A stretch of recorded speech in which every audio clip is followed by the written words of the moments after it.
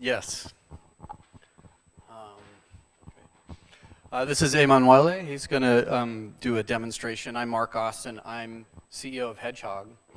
I started the company June of 2022, and it was after a pretty good stint at Cisco, where I think the last time I was here in Spain was in Madrid with Telefonica, and we were working on data collection and observability.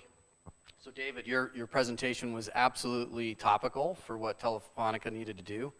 It's just at Cisco we were doing it all with proprietary software. Crosswork Data Gateway is the collector, and this AI ops tool called Crosswork Situation Manager. And what we really wanted to sell was segment routing traffic engineering. So Nicola, your presentation was also very topical for me.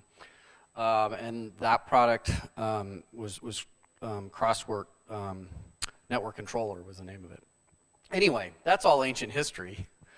Because, you know, as I was doing all that proprietary, vertically integrated, expensive stuff with Cisco, we just saw open networking really starting to take off. It had always taken off inside of hyperscalers, inside of Amazon, or inside of Google, or inside of Meta, and then inside of Microsoft. So that's really what we did with Hedgehog. Was we set out to build an open source software appliance that enables everybody, every enterprise or telecom service provider to network like a hyperscaler.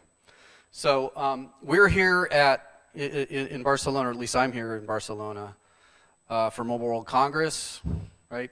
It's a telecom conference. Almost every telecommunication provider in the world is here this week. So what better topic than telco cloud? So that's what I'm going to talk about today, which is just one use case for what we do at Hedgehog. I think I need this clicker. So people spend a lot of money on telco cloud infrastructure. These are the numbers from Juniper Research.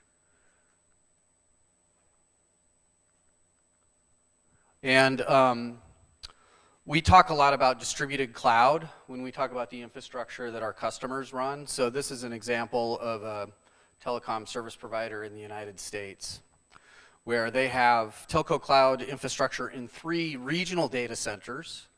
One just outside of Seattle where I live, one in Dallas, one in Virginia. Those are co-located with public cloud regions, right? So that they can have their own infrastructure with failover to public cloud. And then there are a whole lot of edge locations. These are metro data centers, so where the cellular traffic gets backhauled, converted to IP, and then routed on a transport network, probably with segment routing traffic engineering. So, but what you need is data center infrastructure in all of these locations. And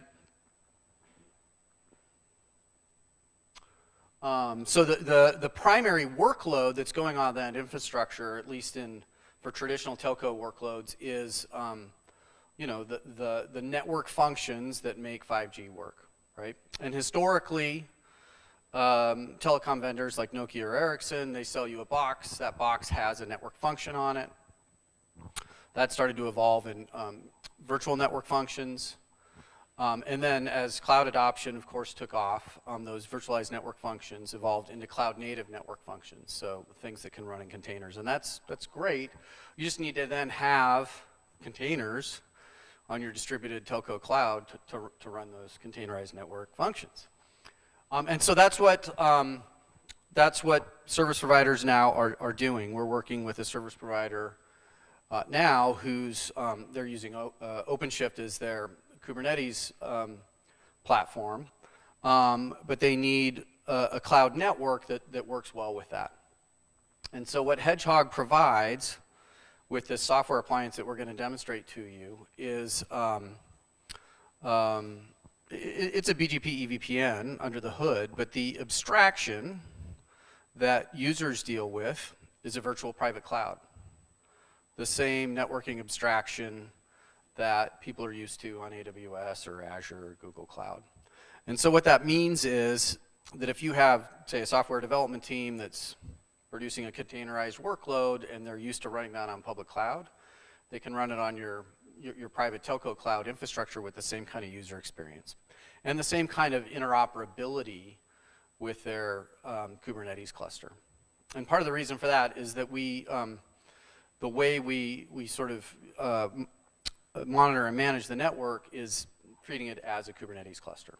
So it's cloud native technology through and through. So this is an example of that, that environment I mentioned, the OpenShift, the OVN container network interface, and then Nicola mentioned the need for gateways. You know, within data centers, there's a need for a gateway here to route across 4 different internal networks. And there's IPv4 and IPv6, all the topics you just talked about are all in scope for this project. So like I said, the fundamental value proposition, hopefully what you see today in the demonstration, is that the operations on a Hedgehog cloud should be about the same as the operations you have on AWS or Azure or Google Cloud, where you're employing best practices for GitOps is what you should see today. You're managing your infrastructure as code, and you're using a cloud-native tool chain, both for configuration and observability. In fact, David, like what you presented today, you're going to see in our demonstration too. We're using a lot of the same projects that you're using. And the other thing is that everything we do is open source, right? So when we say we help our customers network like hyperscalers, it's fundamentally you take an open source network operating system that then enables you to procure cheap white box hardware from multiple vendors, diversify your supply chain. You have more elasticity in your supply chain. You can get network capacity whenever you need it at lower cost. So that's sort of the first piece of it, and then the next piece of it is, hey, everything's fully automated, and that lowers your total cost of ownership. So in this first telco that we're working with, they're a Cisco shop, right? The incumbent data center infrastructure there is Cisco Nexus and Cisco Application-Centric Infrastructure, or ACI, all proprietary, all vertically integrated, all the way up to the CCIEs that operate it. And you know, we estimate, you know, our solution is less than half the cost of that Cisco solution in that case. And then the other thing that we, it's 2025, we can't not say it, right? We have to be aware of artificial intelligence, of AI workloads. I just showed you a containerized network function as the standard telco workload, but AI RAN is now a thing, right? Using AI to optimize the radio access network. That's a workload that you have to anticipate that's going to run on this. And you may also have, you know, AI, at least fine-tuning, maybe training, to complement the AI inference that you're running at the edge too. So for that, we sort of do 2 things. For inference, we make it easy to deploy edge infrastructure close to the data edge, close to the source of the data for low latency inference. And then you'll see in the product we have sort of templatized or productized network topologies that are part of the software appliance. So you know, if you're running CLOS in a standard data center or Collapse Core Mesh at the data edge, you may also need a back-end GPU network with a totally different network topology if you're training or fine-tuning. Okay, so you're going to see this VPC stuff. Manuela, you want to come give the demo? You're also going to see some cloud-native operations here. You're going to see the demo with a YAML file that's the infrastructure as code. You'll see it in Git with Argo CD, and then the observability tool chain is similar to what David showed you, right? We're doing collection with Grafana Alloy. We're putting logs in Loki flow data in Prometheus. We've got some Grafana charts that are out of the box that you can modify or mash up with whatever other, compute, storage, or application performance monitoring that you have in your environment. And yeah, just one quick note on the components in this software appliance, right? The open source network operating system is Sonic, which is a project that Microsoft started for Azure. The customer's infrastructure as code is sort of the one unique piece for each customer that's compiled in. That's your day zero configuration. We do zero touch provisioning. There's this control plane that we built on Kubernetes.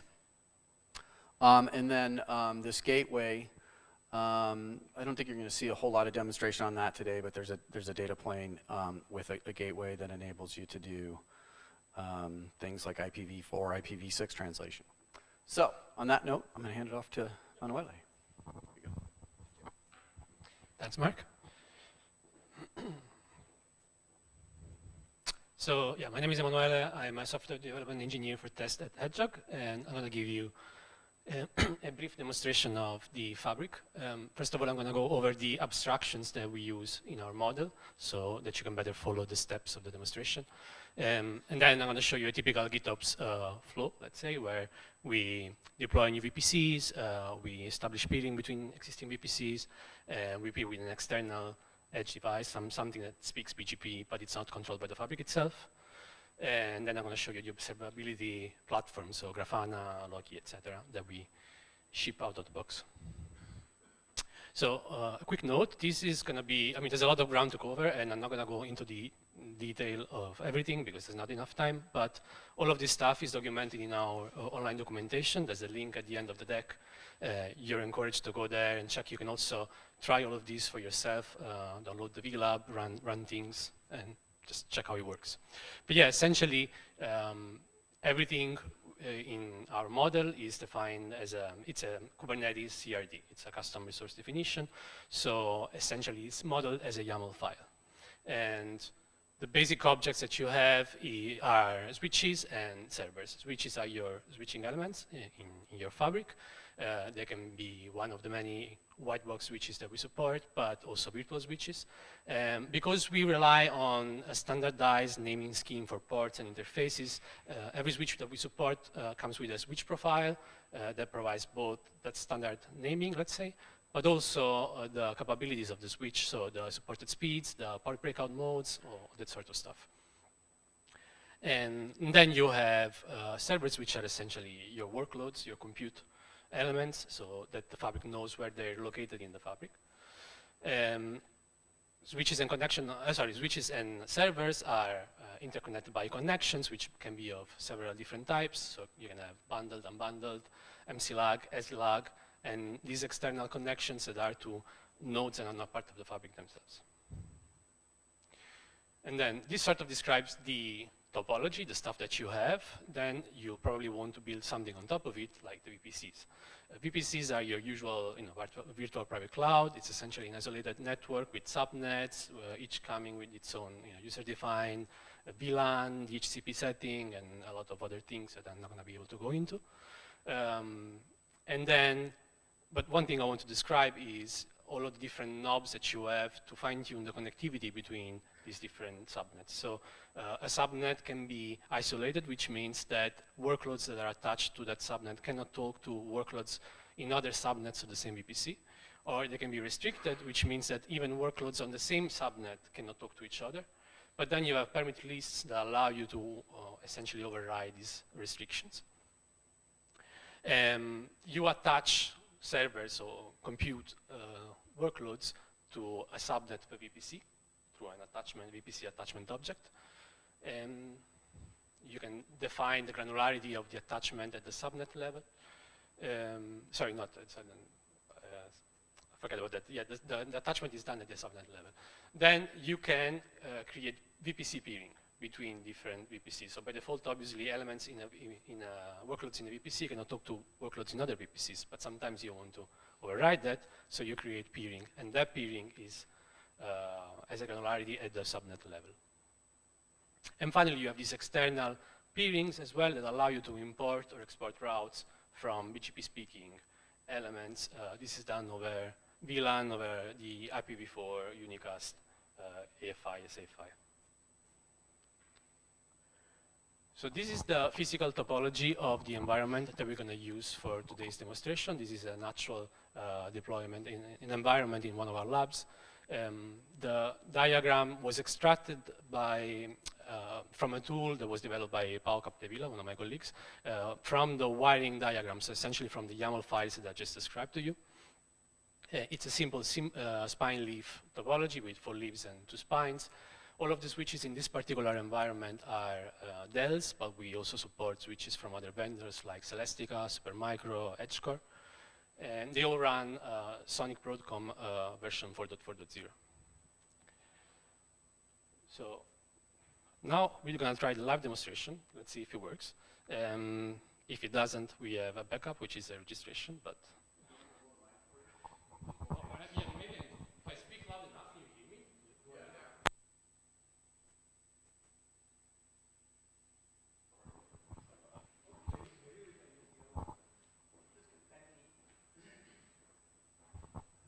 Okay, and I need to move these.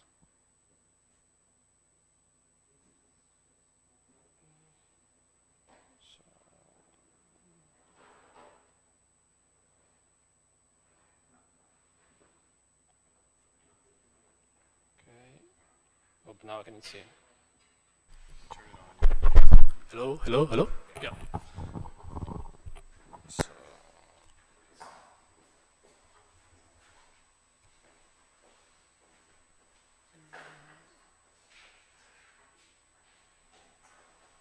Okay. And I'm going to try to increase the zoom. Is that big enough? Okay. All right, so yeah, I'm going to show you a typical GitOps workflow. Because all of this stuff, all these things are CRDs, you can use any tool that is able to manage them. In this particular case, there's an instance of Argo CD running. I have my Git repo here. Sorry, not Git, not good. Oh yeah, because this one has not been made bigger. Okay, so we got a couple of files. So the topology itself is defined in other files that are not included here because we're not going to touch them. Sorry. Also, the cluster is already running, so the basic topology is already there. I'm SSHing into it. Here's the control node, so I can do there's a plugin that's for kubectl from the fabric. Also, let me make this bigger. So you can do something like get switch, for example, and it will show you all the switches that you have, their status, etc. You can see the VPCs, the peerings, etc. So the basic topology is already running, and also to save time, there's also a couple of objects that are already there. So this is the Argo CD page, and you can see that there are 2 VPCs, demo VPC1 and VPC2, and 2 attachments. So server 1 is connected to demo VPC1, and server 4 is connected to demo VPC2. The things I'm going to try to show you today are how to create new VPCs, how to interconnect VPCs through a peering, and how to connect to an external device. So to save time, here in my repo, I have already the things that I want to create commented out in a YAML file. And here, for example, you can see that this is code, the YAML for a new VPC, VPC3, and for a new attachment. So I can just uncomment this stuff.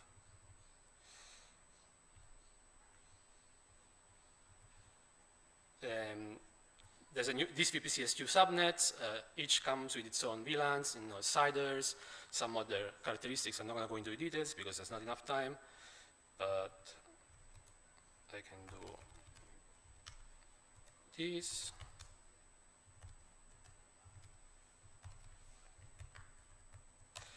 And I can do a push. And if I didn't break anything, it should be picked up by Argo CD, and it should be deployed under the hood. So we can now go back into the lab that I'm SSHing into. And here we can double check that the VPC has been created. There it is, demo VPC3.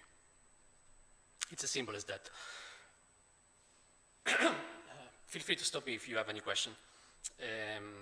The other thing that I'm going to show you is how to peer things between each other. So if I go to server one, if you remember,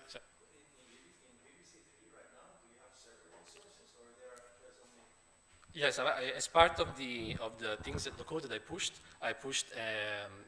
VPC attachment. So if I do a kubectl get VPC attach, you can see that there's this demo VPC3 attachment with server 3, which is attached to the subnet 1 of that VPC. Okay.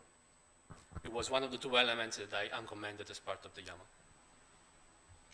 So the other thing that I wanted to show is connectivity handling. So inter-VPC, sorry.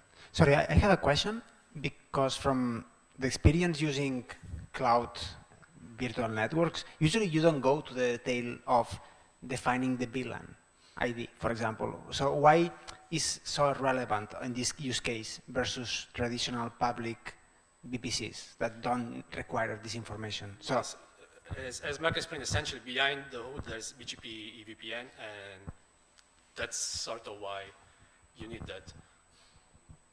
Just that. Okay. You can also do untagged, I think, for some of these, but don't ask me. So okay, the connectivity stuff. The server 1 and server 4 are two different VPCs, so they cannot talk to each other. I already prepared the ping, but you can double check that this is the address associated with server 4. It was received by DHCP. And if I try to ping as expected, this should fail, right? So what we're going to do now is we're going to create a VPC peering object between these two to make sure that these can talk to each other. So once again, I go to the demo file. Here's the VPC peering object. It's pretty simple. It just says demo VPC1, the default subnet, and demo VPC2, default subnet. So because this VPC is only on one subnet, there's nothing to explain.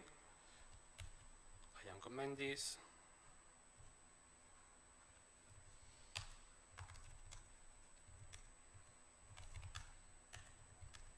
I commit this. And I push it. And it should be picked up, which it is.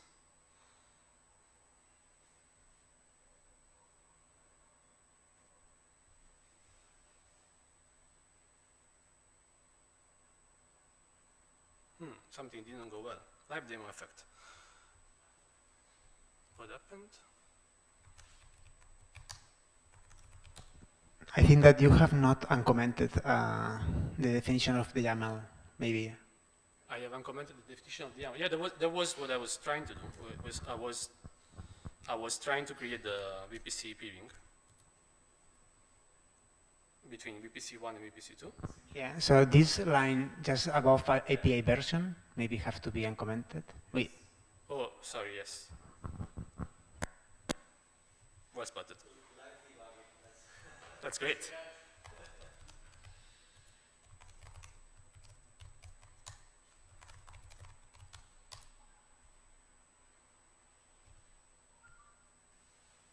Yay, great success. So yes, let's go and double check that the VPC peering has been created. There it is. All of these things, I mean, I go to describe, it would be essentially the same YAML that you have seen. So if we now go to server 1 and we try to ping again, with a bit of luck, we can connect. Okay, so this is inter-VPC peering. Now I want to show the external peering. So as part of the topology that I showed you before, it wasn't in the diagram, but it is another switch which is not controlled by the fabric. It's also running BGP, and it has some default routes. It's connected to the internet. So we want to be able to peer one of the VPCs with that external, let's say. In order to do so, I'm going to show you also one tool that we built in-house, which is this HHFab. This is essentially an helper to start the fabric, but also to run a sort of test on these things. The reason why I want to show you this is that as part of the APIs that we provide, the fabric gives you APIs to check whether two nodes are supposed to be able to talk to each other or not. So, for example, if I run this now, which is essentially telling the fabric to try and curl the Google DNS IP from server 1, it will check whether this works, but it will also tell you that it's not supposed to, because the servers by default are restricted. They're not allowed to go to the internet, and there's no default route. And so it tries to run the curl, it fails, but says everything is exactly as I expected, right? So let's change this now, and let's create the external peering.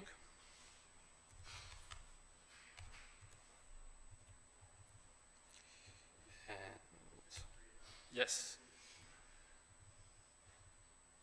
Okay. Does it look good? Yes, I think it is.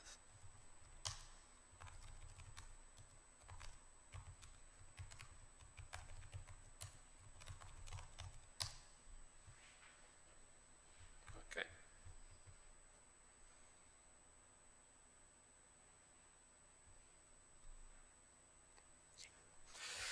So this has worked now, and we can try this again. The other thing is, this might take a while because obviously different things have to be configured on the switches.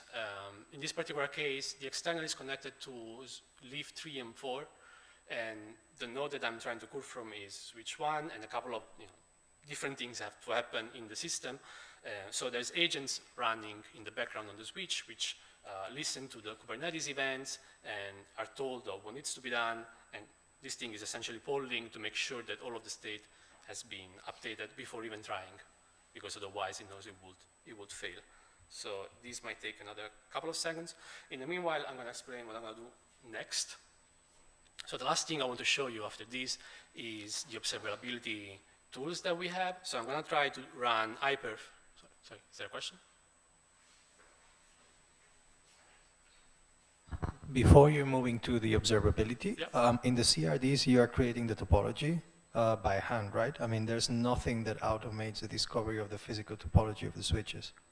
No, there's nothing. I mean, we run LLDP and this stuff, but other than that.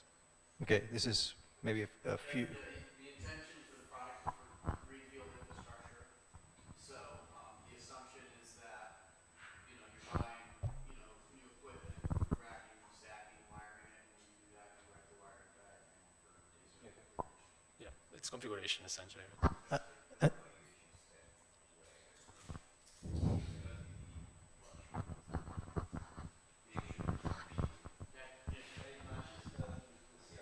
Yes. This is Freddie. Hi, everyone. So there's an extra step once you have wired, as Marc said, all your topology. There's a tool that actually makes sure that what you have specified in a wiring diagram matches the physical topology, and that's done via LLDP. Yeah. By default, so I'm actually going to try to show you this. In the meanwhile, I mean, you can see that the curl has succeeded. So we now have connectivity. Sorry, let me scroll up. So, two things. The curl has succeeded now. The fabric was realizing that it should be reaching it, and indeed it worked. So the peering to the external worked. But also, I just called the tool that Freddie was talking about, the inspect, and you can see that it shows all of the stuff from LLDP and makes sure that it's as expected. So if there is any inconsistency, it will be flagged as red, and then it will return an exit code of 1. So this is one of the tests that we run in our CIs. And it's actually how we found out some particular issues with ports that were not behaving well. If I understood correctly, you incorporate that into your CI/CD after you're committing every new line, you are verifying all this in the CI/CD process. You mean the peerings that I created now? Yes, I do. It's just YAML essentially that define those objects. So I push them, and there's Argo CD picking it up and pushing it into Kubernetes.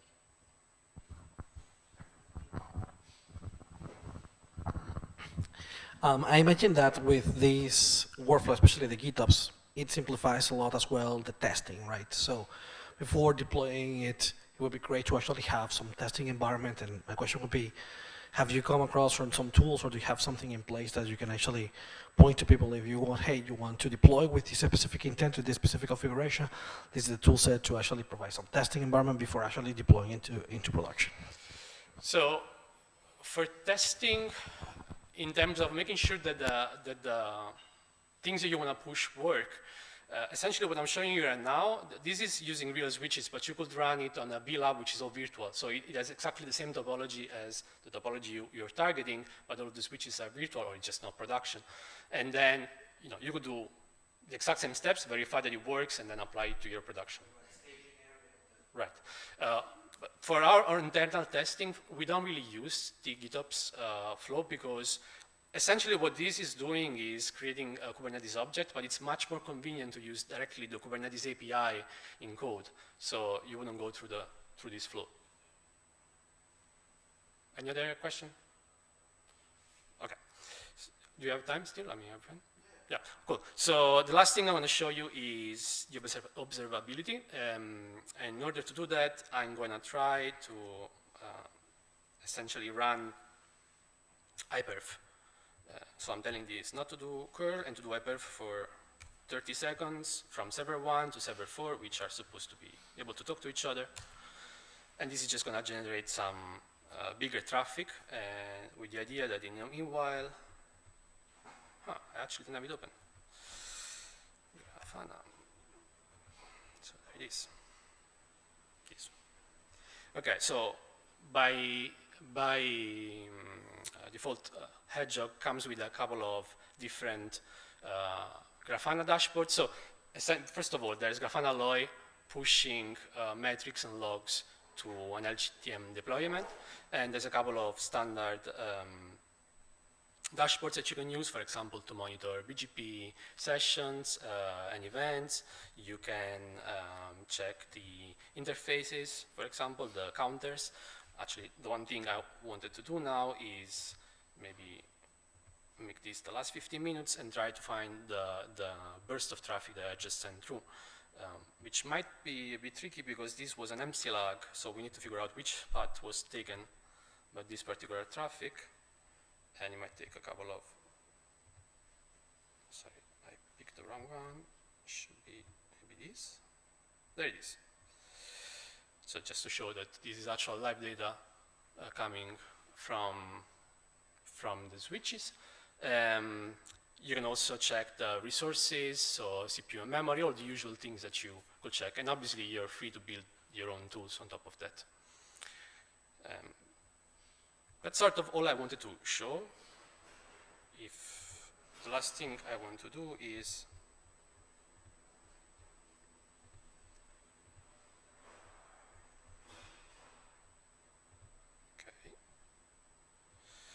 right, so essentially just to synthesize what I just said, I showed you how to manage your Fabric as code through Kubernetes using a GitOps workflow. I showed you that there's fine-grained control of connectivity, even though there's a lot more knobs that I didn't really have time to show you, and that there's the usual observability tools that you would expect.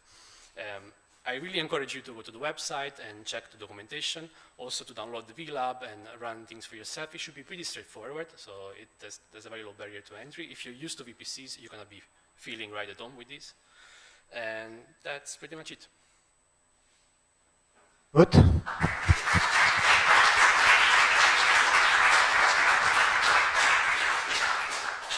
Any final question for Marc or for Emmanuel?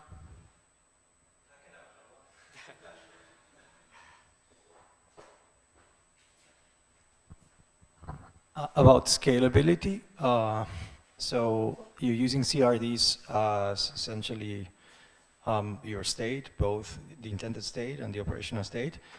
Did you try to run Hedgehog Fabric with a large number of nodes and large number of connections, even if it's in a virtual environment? Yes, we tried up to 1,000 VPCs. The problem is not the scale itself. It's what is the small problem is the GNMI interface with Sonic, which can be, depending on the situation, a little bit not as fast as you want it to, but it can handle the scale, no problem. So you can handle many objects there. I